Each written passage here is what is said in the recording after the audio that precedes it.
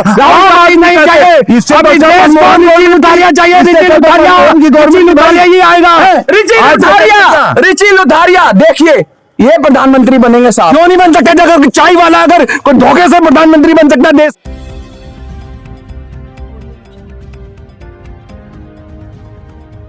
2024 का किंग कौन? 2024 में इलेक्शंस होने वाले हैं प्रधानमंत्री के लिए और जानेंगे यहाँ पर 3 लोग मेरे साथ मौजूद हैं और पब्लिक डिबेट है, ये पत्रकार बंधु भी हैं और सामान्य तौर पर कहे जाए ये तीनों जो लोग हैं, ये तीनों पत्रकार लोग हैं और पत्रकारिता में चरम सीमा छू चुके हैं। आज इनकी राय जानेंगे आखिरकार 2024 में जो चुनाव होने वाले हैं उसका किंग कौन होगा। आइए बात करते हैं रिची लुथारिया साहब से। पहले मैं कहूंगा कुछ, अगर आप मुझे इजाजत। आप पहले।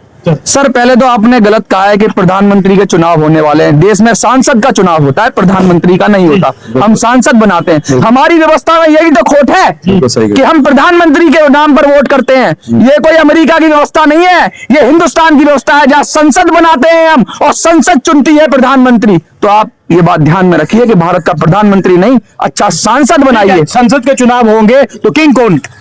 संसद के चुनाव के अंदर ये किंग नहीं है, ये लोकतंत्र है, लोकशाही है। यहाँ राजा नहीं चुनते हम राजनीति शब्द से भी हमें आपत्ति है। हमें इस शब्द का नाम सेवा नीति होना चाहिए, राजनीति नहीं। शर्म आती है ऐसी पत्रकारिता पे जो कह रहे हैं संसद का चुनाव होता है। चुनाव केवल सांसद का होता है, संसद तो संसद है।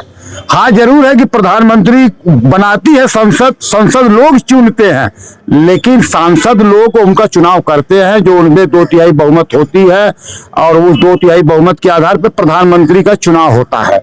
लड़ाई तो होती है पीएम के लिए, पीएम के लिए लोग लड़ रहे हैं, लेकिन एक पत्रकार हो, वरिष्ठ पत्रकार हो, आपका बहुत सम्मानित नजरिए से पूरा देश आपको देखता है, आप कह रहे हैं संसद का चुनाव हो रहा है। पहले तो मैं करेक्ट कर दूं, इन्होंने एक बात बहुत गलत कही कि 2/3 बहुमत पे प्रधानमंत्री बनता है। मेजॉरिटी पे प्रधानमंत्री बनता है, लोकसभा में मेजॉरिटी पे प्रधानमंत्री बन जाता है और प्रधानमंत्री बनता भी नहीं है सांसद के वोटिंग से। उससे पहले मनोनीत होता है राष्ट्रपति के जरिए, फिर विश्वास प्रस्ताव के जरिए, विश्वास मत के जरिए वो अपना संसद का, सदन का विश्वास हासिल करता है।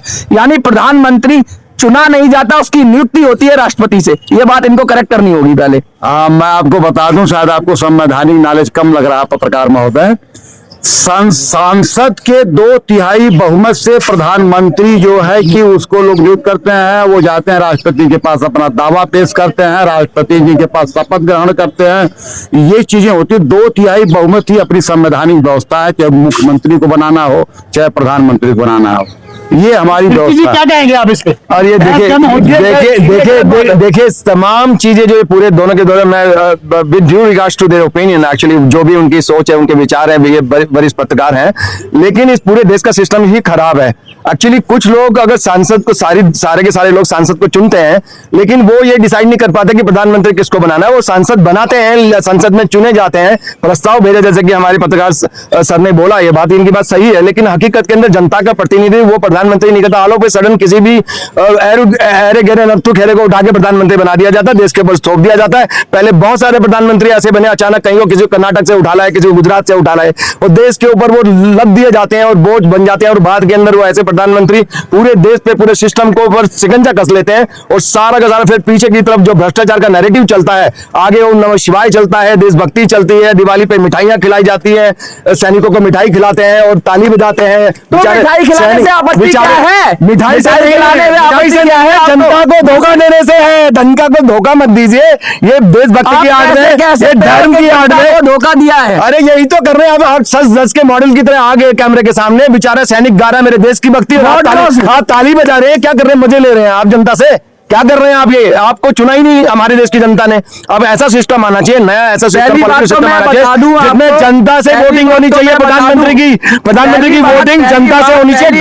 पहली बात डायरेक्ट जनता चुननी चाहिए प्रधानमंत्री को। आपको सर, आपको पता नहीं है, आप बताइए। निगेटिव बोलना, किसी को गाली देना बड़ा आसान है। हम किसी को गाली नहीं बक रहे हैं, व्यवस्था के ऊपर बात कर रहे हैं। व्यवस्था गलत है, सिस्टम गलत है। जो आदमी गंदा है, जो आदमी गंदा है उसको पूरा देश गंदा बोलता है। मैं आरोप नहीं लगा रहा है, सच्चाई बोल रहा हूँ, पूरा देश बोलता है ये बात। मैं सर, आप बन जाओगे ना, आपको भी गंदा बोलेंगे। अरे हम गंदे नहीं ये है। व्यवस्था मल्टी पार्टी डेमोक्रेसी है। इसमें जो सांसद चुना जाता है ना, जी। वो जो सांसद चुना जाता है वो 10 या 20% वोट पे चुना जाता है। मल्टी पार्टी डेमोक्रेसी में बहुत सारी पार्टियां लड़ती हैं, 50 से 60% वोट होता है। बहुत सारी पार्टियां कौन कौन सी लड़ती है बताओ? मल्टी पार्टी बता रहे हो ना, कितनी है? कांग्रेस, बीजेपी चोर चोर, और फिर आम आदमी पार्टी, ये भी चोर। कहाँ है बहुत सारी पार्टियां? क्यों नहीं? लेवल पे इंडिपेंडेंट लोग लड़ते हैं। इंडिपेंडेंट लोग कहाँ लड़ते हैं? एसपी एक दो सांसद देश बना लेंगे, वो प्रधानमंत्री बना लेंगे, चुन लेंगे। मतलब आप मजाक कर रहे हैं क्या? पूरा सिस्टम पैसे के ऊपर बना हुआ है, पूरा सिस्टम पॉलिटिकल फंडिंग पे बना हुआ है, और विदेशों से फंडिंग आती है, कोई भी नहीं बोलता उनके खिलाफ।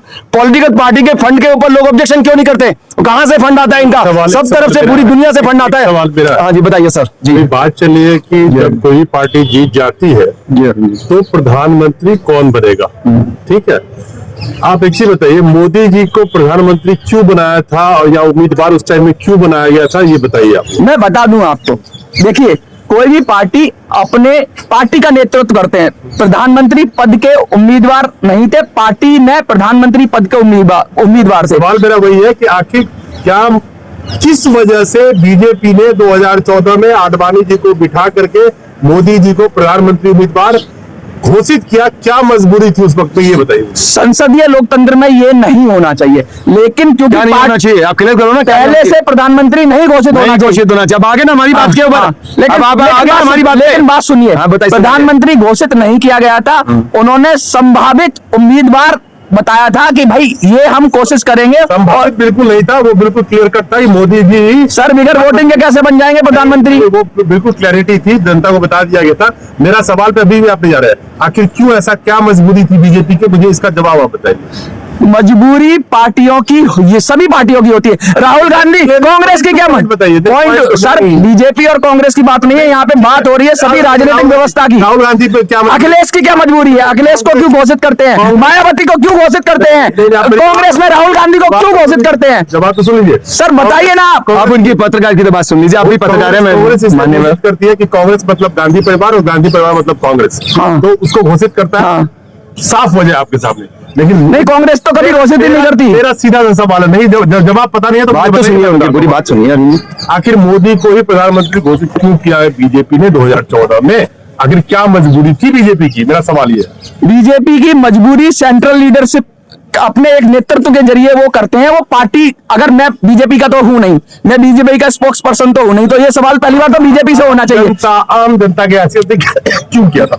मुझे तो ऐसा लगता है कि सबको एकजुट करना, और पोस्टर बॉय था हिंदुत्व का मोदी उस समय। आडवाणी से बड़े पोस्टर बॉय कभी नहीं थे। मुझे लगता है मोदी ज्यादा गुजरात दंगों के बाद वो, ये सब बेकार की बात है। बेसिकल गेम है फंड की, पॉलिटिकल फंड की बात है, क्योंकि सारे के सारे बड़े बड़े बिजनेसमैन जो हैं गुजरात के हैं, अडानी, अंबानी, कड्डानी, सारे के सारे वहां के, वो पैसा लगाएंगे, वही कंट्रोल करते हैं कि किसको प्रधानमंत्री बनाया जाए। वो डिसाइड करेंगे तो सब मानेंगे, सबको साइड कर दिया उन्होंने, अडवाणी को। 2014 से पहले बीजेपी की फंडिंग क्या थी उसका ऑन रिकॉर्ड जाके देखिएगा। 400-500 करोड़ रुपया पहुंचते पहुंचते हाफते लगती थी बीजेपी पार्टी। उस समय में ये फैसला किया गया, और खास करके जो दो कॉर्पोरेट है, सुन लीजिए मेरी बात, जो दो कॉर्पोरेट है उनकी तरफ से साफ इशारा था कि अगर मोदी को प्रधानमंत्री का उम्मीदवार बनाओगे तो पूरी फंडिंग हम करेंगे। उसका सबूत आपके पास है कि अडानी ने अपने जहाज, फिर आप बोलिएगा, इसी वजह, यही वजह था कि अडानी के जहाज में मोदी जी प्रचार में घूम रहे थे और पूरी फंडिंग कॉर्पोरेट कर रही थी। सुनिए पत्रकार जी, मेरी बात सुनिए। जब इस देश के अंदर, जब इस देश में लाला लोग अगर पूरे कंट्रोल करेंगे डेमोक्रेसी को, बाजार कंट्रोल करेगा समाज को, तो डेमोक्रेसी कहां बचेगी? उसकी हत्या तभी हो गई थी जब पॉलिटिकल फंडिंग कॉर्पोरेट के द्वारा होती थी। इस देश में डेमोक्रेसी खत्म हो चुकी है। पत्रकार महोदय, बड़ा आपने सवाल उठाया, मुझे ये बताओ कि कौन सी पॉलिटिकल पार्टी में उद्योगपति फंड नहीं करता है? क्या सिर्फ बीजेपी को पॉलिटिकल रिकॉर्ड है ये? ऑन रिकॉर्ड क्या कांग्रेस में नहीं होता? ऑन रिकॉर्ड कांग्रेस में उद्योगपति तय नहीं करते क्या? सपा में तय नहीं करते? अगर नहीं तय करते तो झूठ बोल रहे हैं आप, सिर्फ मोदी के विरोधी हैं आप। सही, पूरी राजनीतिक व्यवस्था को देखिए, ये ऐसे ही चलती है। अगर ये ऐसे ही चलती है, ये फंडिंग होती भी है, सभी करते हैं। अगर ये फंडिंग होती भी है तो ये जाहिर करे कितने पैसे आते हैं, किस पार्टी से आते हैं, बीजेपी की कहां बात से नहीं आते है। हैं, विदेशों से कहां से आते हैं पैसे? उत्तरपति हर पार्टी को पॉलिटिकल पार्टी फंडिंग के बारे में बताती ही नहीं। अब आरटीआई नहीं डाल सकते, आरटीआई में भी नहीं जवाब देंगे कुछ भी, सब खा जाएंगे। क्वेश्चन है सर, ये काला धन को व्हाइट करने की गेम है और कुछ नहीं है। मेरी बात- भारत माता की जय बोलते हैं ऊपर से। मेरी बात तो सुनिए, हाँ जी, आप कठोर से कठोर बहस ही नरम शब्दों में कर सकते हैं, जोर से बोलने से सच हो जाएंगे, ये जरूरी नहीं है। सुनिए, सर, मेरी बात अधूरा सुनिए। सच बोलने से, अधूरा सच बोलने से, अधूरा सच बोलने सुनिए, से, सुनिए। आधा अंडा लेकर देखने से कि मेरा चेहरा सही है दूसरे का सुनिए, गलत है, नहीं, नहीं होता। सुनिए तो सही। बेईमानी आप बेईमानी सुनिए है तो सर, सही। कुछ आपकी भी बेईमानी बेईमानी है, सुनिए, मेरी बेईमानी बेईमानी है, अरे इनकी सुनिए, बेईमानी बेईमानी है, सुनिए, बेईमानी सुनिए, बेईमानी है। सुनिए, सुनिए। अधूरा क्वेश्चन अरे सुनिए, मोदी विरोधी सुनिए। मानसिकता नहीं है। सुनेंगे नहीं। ये आपको जवाब ही नहीं आता है, चलती ही है। सुनिए, क्वेश्चन आप ठीक है, सुनिए, लेकिन आप कोई सुनिए। नहीं है। आप सुनिए। जवाब दे पा रहे हैं। सिर्फ मोदी को कंट्रोल हम ये मानते हैं, हम मानते हैं मोदी सिर्फ मोदी को कंट्रोल सारी पार्टियां हैं, सारी पार्टियां बोले चोर है ना, सारी यही तो कह रहे हैं, पार्टियां चोर हैं। सारी पार्टियां चोर हैं। सिर्फ नहीं, ब्रा- जनता अलायंस ऑफ इंडिया को वोट देना आपने, जो अभी भारत को बचाना है तो जो अभी हिंदुस्तान की राजनीति है वो 4 स्तंभ को लोग मानते हैं। मैं आपको 5वां स्तंभ का भी नाम बता देता हूँ। उद्योगपति सरकार बनवाते हैं, चंदा देते हैं, राजनेता राजनीति करते हैं, मीडिया व्यूज पे सेट करती है, और एक जनता जो है ना, जो आम लोग हैं, आम लोग बेचारे पीसे जाते हैं, इनकी कभी कोई सुनवाई नहीं होती है। आम लोगों की दुर्दशा है, क्योंकि आम लोगों को जो वोट देना होता है तो किसी न किसी को मान लेते हैं। भाई मोदी का रामराज, अनपढ़ हिंदुस्तान के नौजवान जब होंगे तो देश का यही भी होगा सत्यानाश। मोदी का रामराज, अरे रामराज क्या करेंगे जब सीता हरण हो गया, सीता जी को छोड़ दिया गया। हम उस रामराज को नहीं चाहिए, हमें तो मनमोहन की सरकार चाहिए कि अगर एक झुग्गी से लेडीज फोन कर दे 100 नंबर तो तत्काल अरेस्ट कर लिए जाएंगे, चाहे नहीं, देश का कितना बड़ा कोई भी गुंडा हो। की सरकार नीचे कांग्रेस, सुनिए, ये मीडिया का एजेंडा है, मीडिया को 2 भागों में बांटा हुआ है, मोदी कांग्रेस बीजेपी, कांग्रेस बीजेपी, ये तोड़ना है, सुनिए मिथ को तोड़ना है, हिंदुस्तान को बचाना है तो इस मिथ को तोड़ना पड़ेगा। ये बीजेपी कांग्रेस हटाना पड़ेगा, ये हिंदू मुस्लिम हटाना पड़ेगा।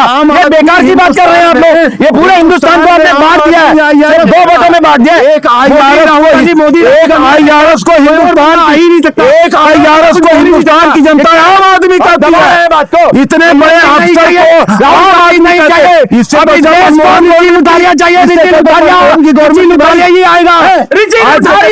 रिची लुधारिया देखिए, ये प्रधानमंत्री बनेंगे साहब। क्यों नहीं बन सकता? अगर चाय वाला अगर कोई धोखे से प्रधानमंत्री बन सकता है देश का कॉर्पोरेट फंडिंग की वजह से, तो क्या गरीब आदमी अगर वोट करेगा, अगर भगवान चाहेगा तो क्या हम एक गरीब आदमी नहीं बन सकता? क्या गरीब आदमी रिची लुटारिया क्यों नहीं बन सकता? प्रधानमंत्री क्या बात कर रहे हैं? तो बना है, वो पढ़ा लिखा उससे ज्यादा हम पढ़े लिखे हैं, हमने क्या बात करें? क्या पढ़े लिखे हो जाना एक अलग बात है। आपने देश के लिए क्या किया? हमारी पार्टी को काम करे इन्होंने, आपने देश के लिए क्या किया? वो तो झोला लेके घूम रहे थे। देश के लिए क्या किया?